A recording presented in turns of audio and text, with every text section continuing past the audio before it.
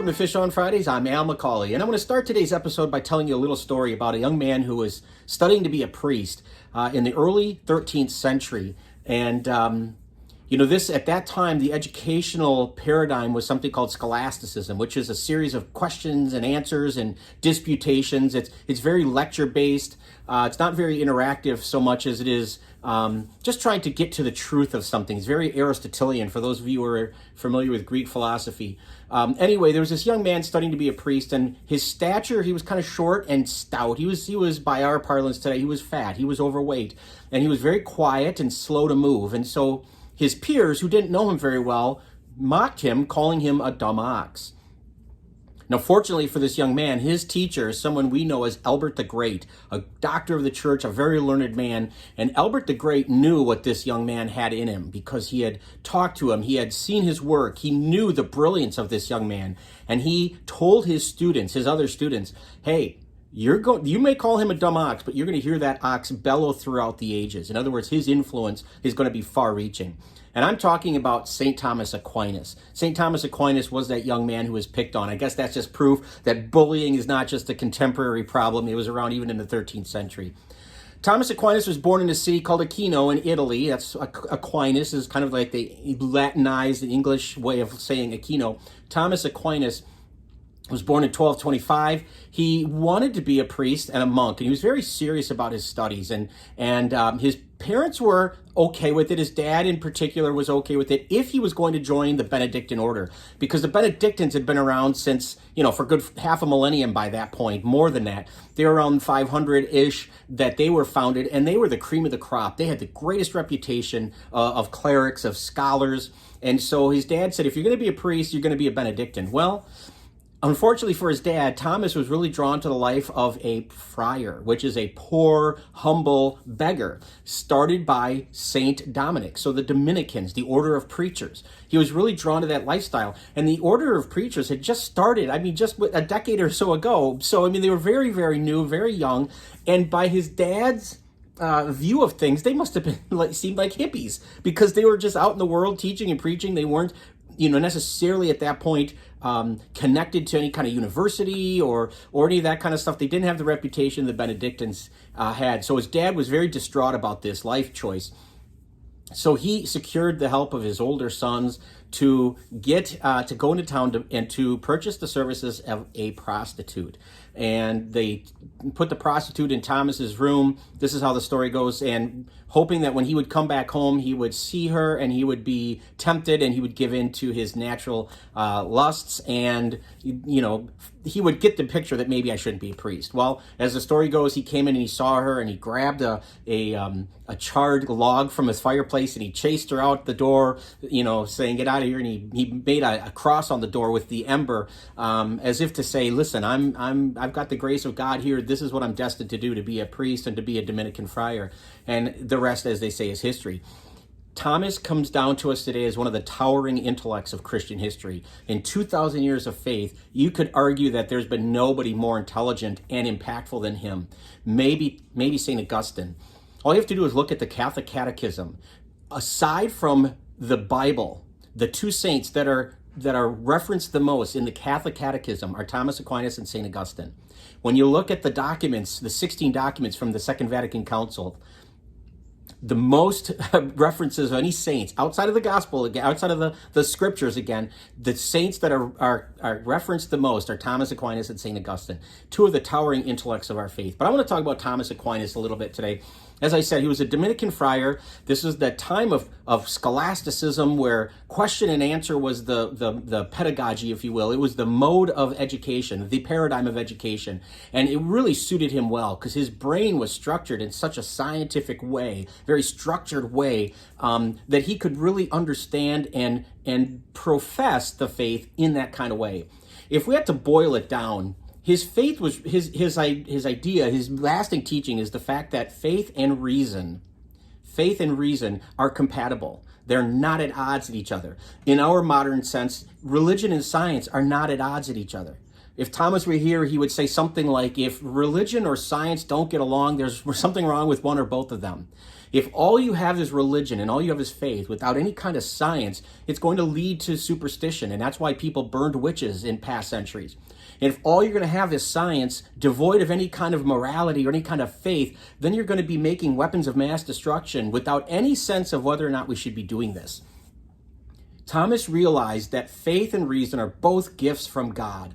They both are gifts from God, and so they lead back to God. And ultimately, they lead to the truth. When he would debate people, he would seek the truth. He wouldn't seek to be right. He would seek the truth. If it meant that he was incorrect, then he learned and he benefited.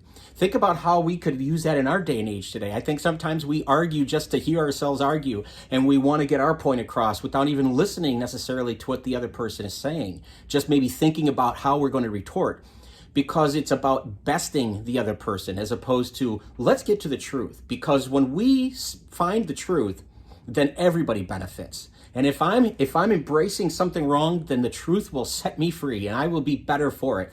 And so it takes a great deal of humility to do that.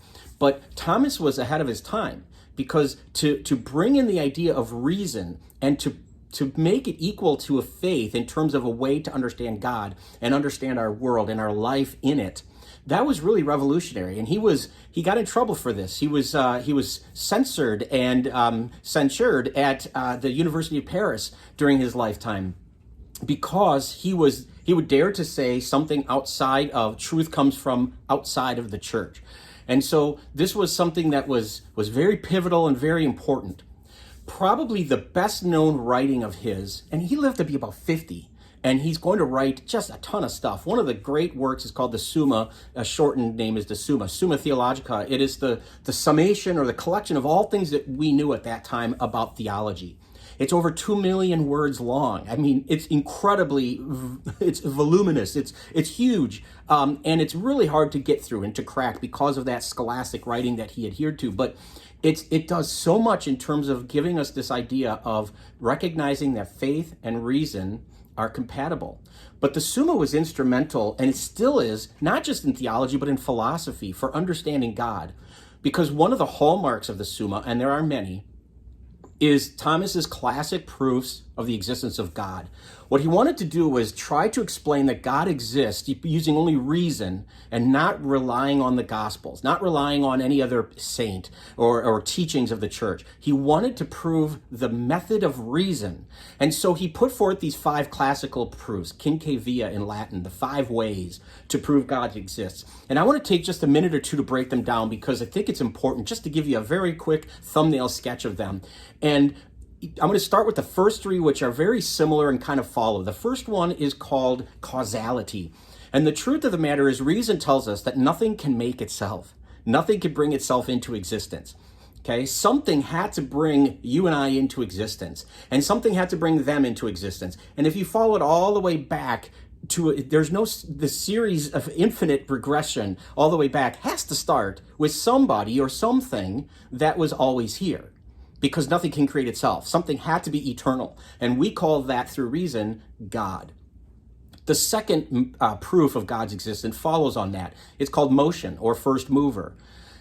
Not only did God create the world, not only are we here, we're in motion. There's a movement to what we're doing. There's a process to what we're doing. And that, again, if you follow it all the way back, if I'm going to hit a golf ball, something had to make me move to hit the golf ball, to make the ball move. I mean, it's a series of regressions all the way back. There had to have been something at the beginning of time that itself was not moved. And Aristotle and then Thomas Aquinas would call that the first mover. So causality, first mover. Third point is order. It's often called the teleological way of proving God's existence. Telos in the Greek means a purpose. What's your purpose? So things were brought into being, they were caused into being, they were moved into being, but they were moved in order. They were moved with a purpose. All of us have a purpose, and that's ultimately our goal in life, is to find out what our purpose is within that framework. But we have orders. Just think about our life. Think about the seasons of the year. There's a cyclical nature or an order to them. All of that is done on purpose. That's not just happenstance. The order happens for a reason. I keep thinking about the reference to Lion King, the great circle of life, right? When Mufasa's telling Simba, the antelopes eat the grass, the antelopes are eaten by the lions die to become the grass, and it's a great circle of life. There's an order or a purpose to life. All of those things ordained by God. The fourth proof of God's existence, according to Thomas Aquinas, is contingency. None of us have to be here, and yet here we are. We are dependent on something else or contingent upon somebody else for our being here. And if you follow again all the way back, something had to be here all the time. A non-contingent being that wasn't responsible or wasn't reliant upon something else for its existence. And again, reason would tell us that would be God.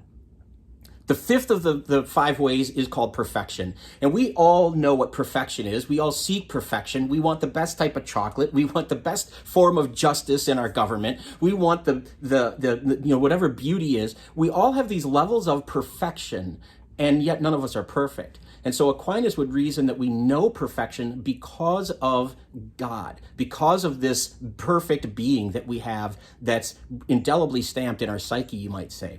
Again, these are nutshell glances. Each one of those 5 ways could take its own episode of Fish on Fridays, but I just wanted to give you a thumbnail. I would encourage you to look them up, to do some research on them, because they're really amazing to think about God through the lens of reason, not necessarily because the Bible told me so. Not because it does something bad to the Bible. I think it just buoys and raises up the level of correctness in the Bible because we are able to use the brains that God gave us. One of the great legacies of Thomas Aquinas was this idea that we can find God in all things using our senses, using our reason. Not to be ashamed of it, not to be afraid of it. They are gifts from God, and they turn us back to God. And that's really the emphasis. Thomas Aquinas, a towering genius in our church's history, a great saint to know and pray to think about often, especially if you're a student or a teacher or somebody who is pursuing anything intellectually. I hope this has been helpful. I hope it's made sense, and I hope that if you know somebody named Thomas or who's interested in this, you may share this content. Love that you tune in every Friday for Fish on Fridays. Love it if you'd subscribe to our YouTube channel and follow us on Facebook. Until next time, be good to each other, and God bless.